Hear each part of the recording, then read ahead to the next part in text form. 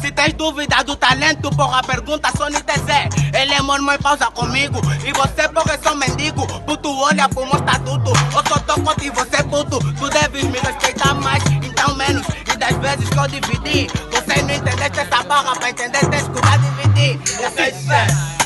E assim, da forma que eu sou pesadelo, esse beat me treme. Ficou baúca, vou limpar com creme. Me chamam Godzilla porque vi do game. Tipo Charlie Cheque Mate. Nem preciso de ajuda pra fim bater, porque a música tá meu arte. Vocês fizeram mal esse beat e meteram o açúcar na cachupa. Tá bom aqui, diz que te ama com a mesma boca e ela cachupa.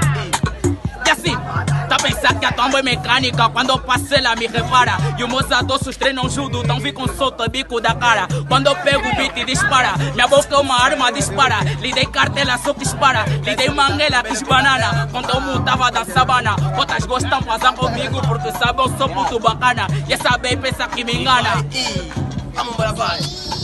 E assim vai, quando eu canto eu só faço estrago. Vejo certo puta girando aqui, são vê se ele mete viadalho. Descorto retalho, retalho, toca lâmina, vê se talho. Da sua vez nesse miudinho que facilmente me zango. Se vejo de mulher de talho, tô com carro, vê se passo. Vê, isso aqui quer dizer, também não fui tá pedindo puno. Só porque roubei coração dela, tá me confundi com gatuno. Sou bom de momento oportuno, só com no modo noturno. Em casa os pais chamam de ajuda. Se esse beat é maluco, ele me encontrou sério. Eu vou lhe mostrar que eu sou mais velho em tudinho. O Tito, quem é que é mais feio? Ele dois tem cara de recheio, o cara é bem dura. Tipo, sou mais velho, ele vem ando, fudeu, meu velho.